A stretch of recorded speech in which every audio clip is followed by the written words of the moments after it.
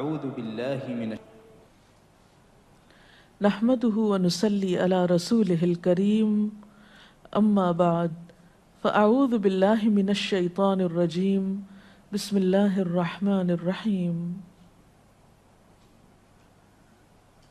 ہماری آج کی گفتگو کا موضوع ہے غم سے نجات کیسے۔ اللہ تعالیٰ نے انسان کو پیدا کیا اور اس کے اندر طرح طرح کے جذبات رکھے۔ یہ انسان ہی ہے جس کے اندر خوشی کے احساسات بھی ہیں اور غم کے احساسات بھی۔ خوشی کب ہوتی ہے انسان کو؟ عموماً اس وقت جب کوئی کام اس کی مرضی کے مطابق ہوتا ہے یا پھر اسے کوئی پسندیدہ چیز ملتی ہے۔ اور غم کب ہوتا ہے؟ جب کام انسان کی مرضی کے خلاف ہونے لگتے ہیں، اس کی خواہشات کی تکمیل نہیں ہوتی، اس کی مرضی پوری نہیں ہوتی، یا کوئی پسندیدہ چیز ہاتھ سے چلی جاتی ہے۔ ایسے میں انسان پھر کیا کرے؟ آج کی دنیا میں بہت سے لوگ مختلف طرح کی محرومیوں کا شکار ہو کر ڈپریشن میں مبتلا ہو جاتے ہیں۔ ڈپریشن آج کی دنیا کا ایک بہت بڑا اور گھمبیر مسئلہ بنتا چلا جا رہا ہے۔ تو آئیے آج کچھ ایسی باتوں کے بارے میں سوچتے ہیں، کچھ ایسے نکات اپنے سامنے رکھتے ہیں جن پر عمل کر کے کافی حد تک غم سے نجات پایا جا سکتا ہے۔ سب سے پہلی چیز ایمان کی مضبوطی ہے، اللہ تعالیٰ کی ذات پر یقین اور توکل، اس کی قدرت پر بھروسہ کہ ہر چیز اس کے اختیار میں ہے۔ وہ کن کہہ کے سب کچھ کر سکتا ہے، نفع و نقصان سب اسی کی طرف سے ہوتا ہے۔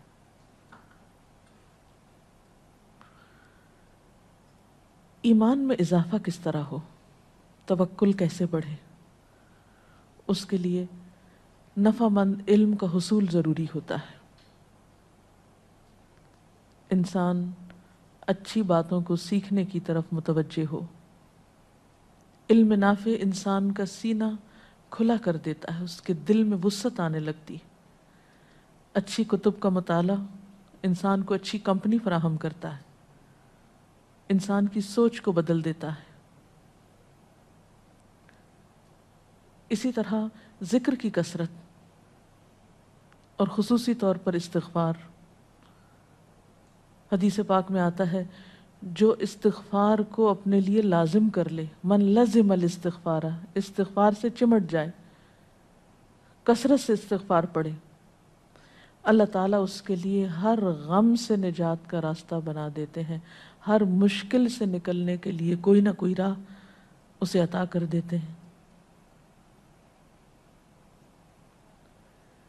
اور ذکر کے بارے میں تو قرآن پاک میں آتا ہے الا بذکر اللہ تطمئن القلوب، خبردار اللہ کے ذکر سے دلوں کو اطمینان نصیب ہوتا ہے۔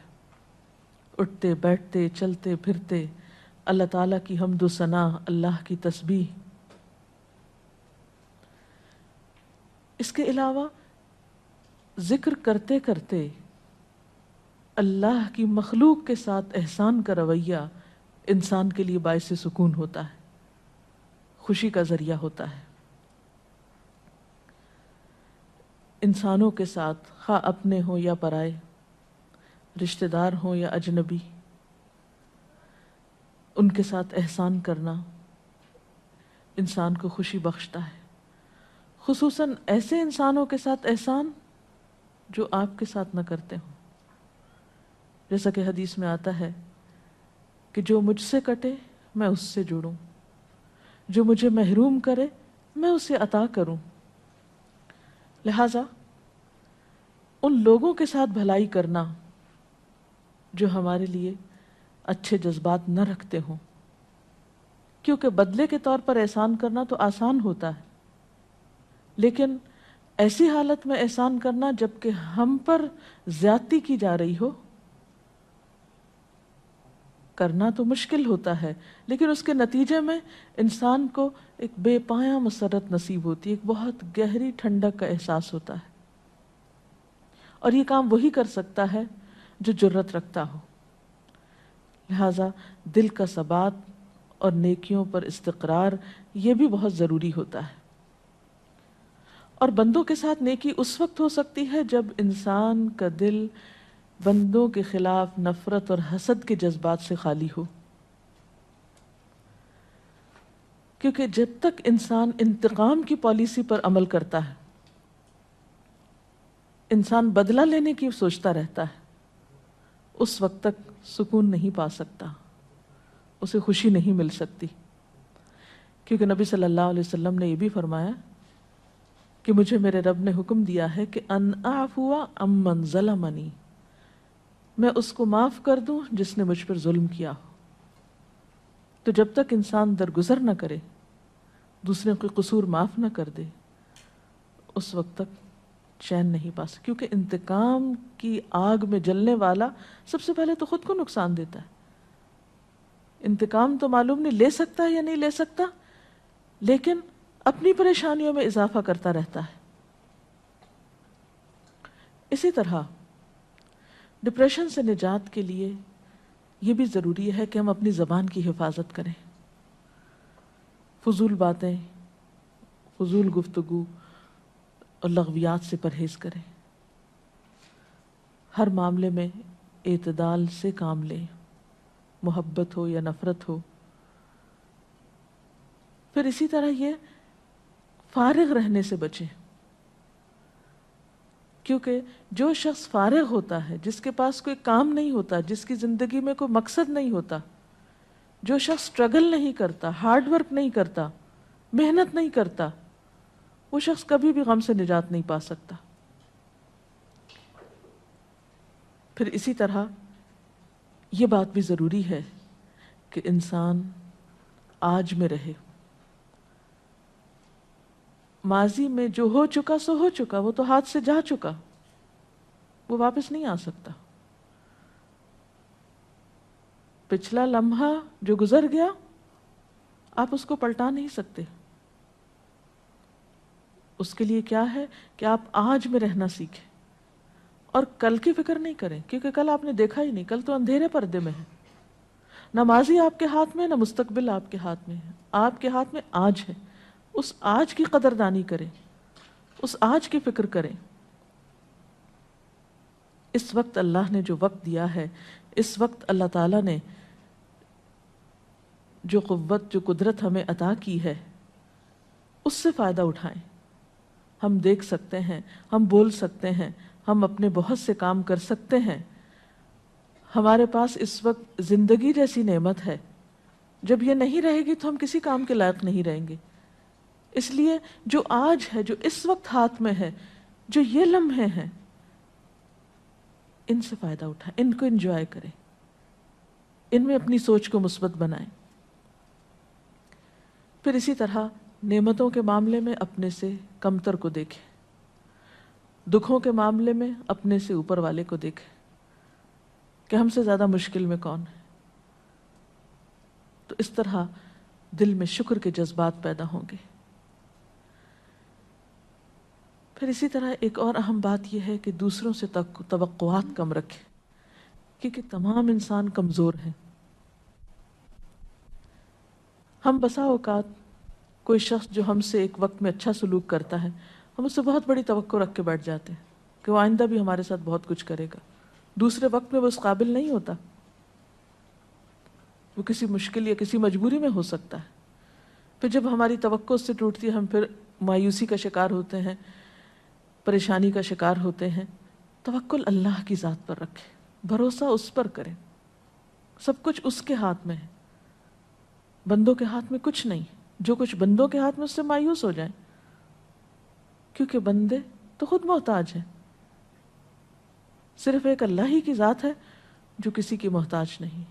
قرآن پاک میں آتا ہے یا ایھا الناس انتم الفقراء الی اللہ واللہ هو الغنی الحمید، اے لوگو تم سب اللہ کے محتاج ہو اور اللہ وہ بے نیاز ہے، تعریف والا ہے۔ اس لیے بندوں سے، خواہ قریبی دوست ہوں، رشتہ دار ہوں، وہ لوگ جو ہمارے ہمدرد ہوں، ان سب کو انسان سمجھیے۔ ان کی کمی کوتاہی پر ان کے خلاف دل میں غم، غصہ اور رنج رکھ کے نہ بیٹھیے، اس سے آپ کو خود نقصان ہوگا۔ اسی طرح ایسی کمپنی، ایسی صحبت سے بچنے کی ضرورت ہے، ایسے لوگوں سے بچ کے رہنے کی ضرورت ہے جن کی سوچ منفی ہو، جو نیگیٹیوٹی کا شکار ہو، کیونکہ جس طرح کے ماحول میں آپ بیٹھیں گے اس کے اثرات لازماً آپ پر ہوں گے۔ مفید باتیں سوچیے، مثبت باتیں سوچیے، پر امید رہیے۔ اسی طرح بسا اوقات ہماری پریشانیاں اور غم اس وجہ سے بھی ہوتے ہیں کہ ہم اپنی زندگی میں کاہلی، سستی وغیرہ کا شکار ہوتے ہیں۔ آج کی ذمہ داری آج نہیں پوری کریں گے، آج کا کام آج نہیں کریں گے، اس وقت کی نماز اس وقت نہیں پڑھیں گے، بعد کے لیے چھوڑ دیں گے، اچھا قضا پڑھ لیں گے۔ اللہ تعالیٰ نے نماز جیسی چیز ہم کو دے کر وقت کا پابند بنایا ہے۔ وقت پر اپنا کام ختم کریں، اپنے فرائض کو وقت پر مکمل کریں۔ تو جو لوگ اپنے کاموں میں تاخیر نہیں کرتے، آج کا کام کل پہ نہیں ڈالتے، وہ بھی بہت سی پریشانیوں سے بچے رہتے ہیں۔ پھر اسی طرح بسا اوقات کام بہت ہوتے ہیں اور آپ کوشش کے باوجود سب کچھ وقت پہ نہیں کر سکتے، تو ایسی صورت میں اپنی ترجیحات مقرر کریں، پرائرٹیز مقرر کریں کہ کون سا کام زیادہ اہم ہے، کون سا کام پہلے کر لینا چاہیے، کس کام میں تاخیر غیر مناسب ہے۔ تو اس سے بھی بہت سی پریشانیوں اور غموں سے نجات مل سکتی ہے۔ پھر اسی طرح وقتاً فوقتاً اپنے کو ملنے والی نعمتوں کا ذکر کرتے رہا کریں۔ اما بنعمت ربک فحدث۔ ہم عموماً اپنی مجلسوں میں لوگوں سے بات چیت کرتے ہوئے اپنی پریشانیوں اور غموں کے ہی تذکرے کرتے رہتے ہیں، جو نہیں ہے ہمارے پاس اسی کے بارے میں پریشان رہتے ہیں اور اسی پریشانی کا اظہار بھی کرتے رہتے ہیں۔ اس کے برعکس اپنی سوچ کو مثبت بناتے ہوئے ان باتوں کا ذکر کیا کریں، ان چیزوں کا جو آپ کی زندگی میں ہیں، جو آپ کی اچیومنٹس ہیں، جو نعمتیں اللہ نے آپ کو دے رکھی ہیں۔ تو اس سے آپ کے اندر ایک شکر کے جذبات پیدا ہوں گے اور وہ غم بھول جائیں گے جو آپ کو کچھ چیزوں کے نہ ہونے کی وجہ سے لاحق ہے۔ پھر اسی طرح کثرت کے ساتھ اپنے لیے دعا کیا کریں، اور نہ صرف یہ کہ اپنے لیے بلکہ دوسرے لوگوں کے لیے، کیونکہ انسان جب دوسروں کے لیے دعا کرتا ہے تو اس کے اپنے لیے قبولیت ہوتی ہے۔ پھر لوگوں کا خوف دل سے نکال دیں۔ یاد رکھیں کوئی انسان نہ آپ کو نقصان دے سکتا ہے نہ فائدہ دے سکتا ہے۔ نفع اور نقصان صرف اللہ کے ہاتھ میں ہے۔ بسا اوقات ہم صرف توہمات کا شکار ہوتے ہیں، بلا وجہ لوگوں کا خوف اپنے دل میں رکھتے ہیں، حالانکہ ہم ان کی سوچ میں بھی نہیں ہوتے۔ ہم ایک ایسی بات سوچ رہے ہوتے ہیں جو دوسروں کے خیال میں بھی نہیں ہوتی۔ تو جتنا آپ لوگوں کے بارے میں حسن ظن رکھیں گے، ان کے بارے میں ان کے ظاہر پر معاملہ کرتے ہوئے ان کے ساتھ ان کے بارے میں اچھی سوچ رکھیں گے، اتنا ہی زیادہ آپ غم سے نجات پائیں گے۔ کیونکہ ہمارے بعض خدشات، بعض خوف بالکل بے بنیاد ہوتے ہیں، ان کی کچھ بھی حقیقت نہیں ہوتی۔ نبی صلی اللہ علیہ وسلم نے گمان کو سب سے جھوٹی بات بتایا۔ قرآن پاک میں بھی اللہ تعالیٰ فرماتے ہیں یا ایھا الذین آمنوا اجتنبوا کثیرا من الظن، اے لوگو جو ایمان لائے ہو بہت زیادہ گمان کرنے سے بچو، فإن بعض الظن اسم، بعض گمان تو گناہ ہوتے ہیں۔ تو اس لیے محض گمان اور خیال کے اوپر اپنی زندگی کی عمارت قائم نہ کریں۔ پھر یہ بھی یاد رکھیں کہ ہر چیز قضاء و قدر سے ہے، اللہ نے تقدیر مقرر کر رکھی۔ ایک حدیث میں آتا ہے کہ ما اصابک لم یکن لیخطئک وما اخطأک لم یکن لیصیبک، جو تمہیں پہنچا وہ ہو نہیں سکتا تھا کہ تم سے خطا جائے، تمہیں ہی پہنچنا تھا، اور جو تم سے خطا ہو گیا ہو نہیں سکتا تھا کہ تمہیں پہنچے. تو بعض اوقات ہم صرف غم کس لیے کرتے رہتے ہیں کہ اوہ کاش یہ نہ ہوتا اور کاش وہ نہ ہوتا، کاش میں اس وقت پہنچ جاتا تو یہ چیز مجھ سے نہ جاتی یا مجھ سے مس نہ ہوتی یا میرے ہاتھ سے نہ جاتی. نہیں، وہ ملنی نہیں تھی آپ کو، وہ آپ کی تھی نہیں. تو تقدیر پر ایمان انسان کے بہت سے غموں کو ہلکا کر دیتی. پھر اسی طرح ایسے لوگوں سے بچیں یا ایسے لوگوں کے حال سے سبق سیکھیں، عبرت سیکھیں جن کی زندگی ناشکری میں گزری اور شکووں میں گزری اور انہوں نے کچھ بھی نہیں پایا.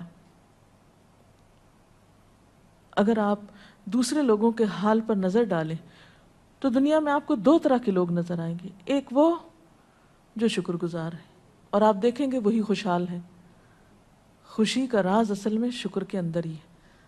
اور دوسری طرف وہ دیکھیں گے آپ جو ہر وقت شکوے کرتے ہیں. یہ دونوں کردار آپ کے دائیں بائیں آگے پیچھے کہیں نہ کہیں آپ کو معاشرے میں نظر آئیں گے. کچھ لوگ ہر دم شکوے کرتے نظر آئیں گے، پھر آپ دیکھیے کہ ان کے پاس کیا ہے، انہوں نے کیا کمایا شکوے کر کر کے. اور کچھ لوگ ہیں کہ جس حال میں بھی وہ اللہ کا شکر ادا کرتے رہتے ہیں. تو ان دونوں کرداروں پر نظر ڈال کر عبرت حاصل کریں، جیسا کہ نبی صلی اللہ علیہ وسلم نے فرمایا کہ میری نگاہ عبرت کی نگاہ ہو، میں ہر ایک کے حال سے کچھ نہ کچھ سیکھوں. پھر یہ کہ کسی بھی تنگی اور تکلیف کے موقع پر یہ نہ بھولیں کہ ان مع العسر یسرا فان مع العسر یسرا، کہ ہر تنگی کے ساتھ آسانی ہے، ہر مشکل کے ساتھ آسانی ہے.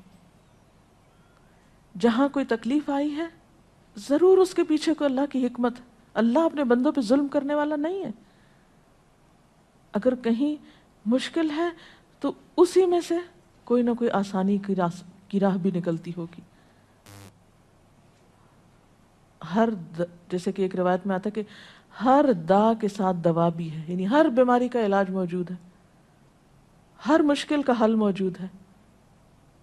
لیکن ان سب چیزوں کے لیے صبر چاہیے. مثلا بیماری آتی ہے تو ایک دم نہیں جا سکتی، اب علاج کے باوجود آپ کو انتظار کی ضرورت ہے. اور پھر یہ کہ تنہائی کے کچھ لمحات میں اپنے رب سے باتیں کیا کیجیے، اپنے سارے دکھ، اپنے سارے شکوے اس ذات کو سنائیں جو آپ کا راز فاش نہیں کرے گی. اس اللہ کے سامنے اپنے دکھ اور تکلیف رکھیں کہ جو ہر آن آپ کی مدد کے لیے حاضر ہے.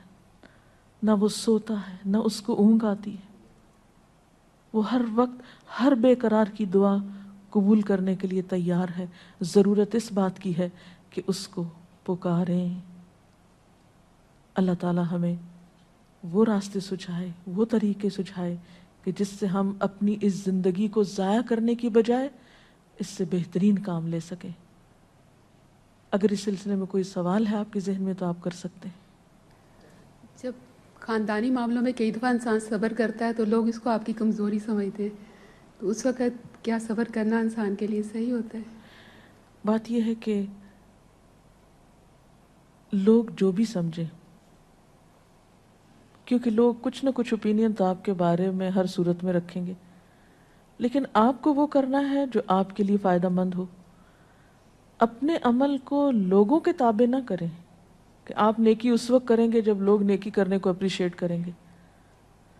اور یہ بھی یاد رکھیں کہ ایک ہی وقت میں ایک ہی کام کو کچھ لوگ اپریشیٹ کر رہے ہوتے ہیں، اس کی تعریف کر رہے ہوتے ہیں، اور کچھ لوگ اس پہ تنقید کر رہے ہوتے ہیں.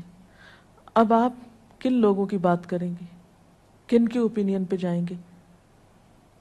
تو حقیقت یہ ہے کہ عقل مند انسان وہی ہے جو اپنے عمل کو لوگوں کی مرضی کا پابند نہ بنائے، اللہ اور اس کے رسول صلی اللہ علیہ وسلم کی مرضی کا پابند بنائے.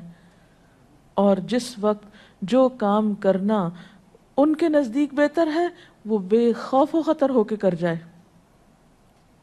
اگر وقتی طور پر نتائج اچھے نظر نہ بھی آئے تو ایک وقت آئے گا کہ وہی لوگ جو کہتے ہیں کہ صبر کرنا کمزوری ہے وہ تسلیم کر لیں گے کہ آپ نے صبر کر کے بہت عقل مندی کی، کیونکہ بے صبری کر کے بھی نتیجہ تو کچھ نہیں نکلتا. بہت سے معاملات بے صبری سے اور خراب ہو جاتے ہیں. جی. جو لوگ ڈپریشن میں ہیں ان کو مصروفیت میں لانے کے لیے کیا تدبیر کی جائے؟ کیونکہ قرآن میں سکون ہے اور فوری طور پہ وہ قرآن سے بھی نہیں جڑتے. یہ درست ہے کہ جو شخص ایک خاص پریشانی کا شکار ہے، یہ ایک خاص لائف سٹائل کا عادی ہو گیا ہے، اس کو ایک دوسرے لائف سٹائل میں لے کے جانا بہت مشکل ہوتا ہے. لیکن آہستہ آہستہ تھوڑا تھوڑا کر کے سہولت کے مطابق اس کے مزاج کو دیکھتے ہوئے اسے آپ مختلف اچھے کام سجیسٹ کر سکتے ہیں. کچھ لوگوں کو پڑھنا فائدہ دیتا ہے، کچھ لوگوں کو کچھ سوشل ورک یا کوئی اور بندوں کی خدمت خوشی دیتی ہے. تو آپ انسان کو دیکھتے ہوئے اس کے ساتھ معاملہ کر سکتے ہیں کہ وہ کس چیز کے لیے راضی ہو سکتا ہے. ایک وقت میں صرف ایک ہی آپشن نہ دیں، کئی ایک آپشنز دے سکتے ہیں اس کو، لیکن اس کو تنہا نہ چھوڑیں. یہ غم سے نجات حاصل کرنے کے لیے استغفار کرنے کو کیوں کہا گیا؟ اس لیے کہ غم ایک ایسی کیفیت ہے جس میں حقیقت میں انسان اللہ کے فیصلے پہ راضی نہیں ہوتا. کیونکہ جب اگر ہم اللہ کے فیصلے پہ راضی ہو جائیں تو غم کی کیفیت وقتی طور پر ہو اور فوراً ختم بھی ہو جائے. تو استغفار اللہ سے معافی مانگنے کا نام ہے.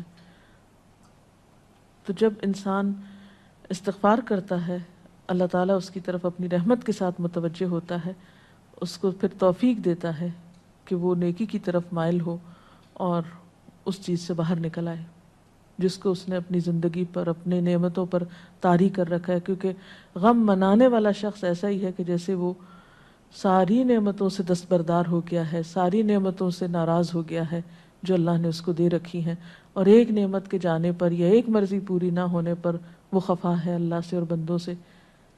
تو اس لیے استغفار ضروری ہے. جی ڈاکٹر صاحب، آپ تقدیر کے بارے میں کیا کہتی ہیں؟ کہ بعض لوگوں کو یہ کہتے ہوئے سنا ہے کہ جب تقدیر میں ہی لکھا ہے کہ ہم نے کیا کرنا ہے، اللہ کو سب معلوم ہے، تو پھر کیوں جو بھی ہم کریں گے وہ تو اللہ کو معلوم ہی ہے. لیکن اللہ تعالیٰ ہی نے حکم دیا ہے کوشش کرنے کا. اللہ کو معلوم ہے، سب کچھ معلوم ہے، لیکن معلوم ہونے کا مطلب یہ نہیں کہ ہم اپنی ایفرٹ اور اسٹرگل چھوڑ دیں. وہ اس کے حصے میں ہے، ہمارے حصے میں ہمارا کام ہے. جی میڈم، جیسے لوگ جو ہیں وہ زیادہ تر ابھی بھی لوگ جو ہیں، علم تو آ چکا ہے، بہت اللہ کا شکر ہے، لیکن لوگ ابھی بھی لوگوں پہ اور مال پہ زیادہ ڈیپینڈ کرتے ہیں بجائے اس کے کہ اللہ پہ توکل کریں. تو ایسی کوئی قرآن میں اور حدیث اس کی روشنی میں کوئی ہمیں ایسا کوئی پہلو مثبت مل جائے جسے ہم توکل تو اللہ پہ ہے لیکن اور مثبت اور جمے ہوئے رہے ہیں اس میں، جو ہمارے لیے ایک راہ عمل رہے اسی پہ. اللہ تعالیٰ فرماتے ہیں کہ جو کوئی اللہ پہ بھروسہ کرے گا اللہ اس کو کافی ہو جائے گا، اور اس کے لیے دعا بھی سکھائی گئی ہے، حسبنا اللہ و نعم الوکیل نعم المولا و نعم النصیر. لیکن توکل کا یہ مطلب نہیں کہ انسان کوشش نہ کرے. دنیا کی محبت ایک فطری چیز ہے، دنیا کے لیے کوشش کرنا ایک فطری عمل ہے. توکل کا مطلب یہ ہے کہ جتنی اپنی استطاعت میں ہے کوشش وہ کر لے اور اس کے بعد پھر مطمئن ہو جائے. کیونکہ انسان کو ملتا وہی ہے جو اللہ کا اذن ہوتا ہے. انسان کوشش نہ چھوڑے کیونکہ اللہ کا حکم ہے کوشش کرنا ہے، اور اس کے ساتھ کوشش کے بعد پھر حرص نہ رکھے، لالچ نہ کرے، جو ملا اس میں مطمئن ہو جائے. دنیاوی کاموں کے لیے تو ہمیں فوراً سم ٹائم کی اجازت مل جاتی ہے، لیکن دین کے کام کے لیے سم ٹائم ایسا ہوتا ہے کہ اجازت کا ہی مسئلہ بن جاتا ہے کہ وہاں جانا ہے، تو پرمیشن کا دل بھی اتنا چاہ رہا ہوتا ہے لیکن ہم جا نہیں سک رہے ہوتے، تو اس وقت بھی بہت ہی غم کی حالت ہوتی ہے. کوئی بات نہیں، آپ اپنے گھر میں کوئی ایسا انتظام کر لیجئے کہ جہاں آپ مل کے اپنے آپس میں رشتہ دار یا آپ محلے والے یا دوست احباب مل کے بیٹھ کے ایک دینی مجلس کا انعقاد کریں یا اللہ کا ذکر کریں. ضروری نہیں ہوتا کہ کہیں گھر سے باہر جا کر ہی انسان کسی اچھی کمپنی میں بیٹھے. بہت اچھا ہے اگر انسان کے پاس اپرچونٹی ہو، اگر نہیں تو انسان کے پاس بہت سے اور آپشنز ہو سکتے ہیں. تنہائی میں بھی بیٹھ کر آپ اللہ کا ذکر کریں گے اور اللہ سے مدد مانگیں گے تو انشاءاللہ بہت سی مشکلات آسان ہوں گی. جیسے قرآن پاک میں بھی آتا ہے یا ایھا الذین آمنوا استعینوا بالصبر والصلاۃ، اے لوگو جو ایمان لائے ہو صبر اور نماز کے ذریعے اللہ سے مدد مانگو. تو اللہ بندے کو کافی ہو جاتا ہے جب بندہ اپنی کوشش کے بعد اس پر بھروسہ کرتا ہے. اللہ تعالی ہمیں ہر غم اور ہر تکلیف سے نجات دے. میں اپنی گفتگو کا اختتام نبی اکرم صلی اللہ علیہ وسلم کی اس دعا کے ساتھ کروں گی. اللہم انی اعوذ بک من الہم والحزن واعوذ بک من العجز والکسل واعوذ بک من الجبن والبخل واعوذ بک من غلبۃ الدین وقہر الرجال. اس دعا میں بھی آپ صلی اللہ علیہ وسلم نے غم اور فکر اور حزن اور ہم سے اللہ کی پناہ طلب کی ہے. تو حقیقت یہ ہے کہ وہی ہے جو ان تمام مصیبتوں سے نجات دینے والا ہے. اللہ تعالی ہم سب کو اپنی عافیت میں رکھے. وآخر دعوانا ان الحمد للہ رب العالمین. سبحانک اللہم وبحمدک نشہد ان لا الہ الا انت نستغفرک ونتوب الیک. والسلام علیکم ورحمۃ اللہ وبرکاتہ. اللہ اکبر اللہ اکبر لا الہ الا اللہ واللہ اکبر اللہ اکبر وللہ الحمد.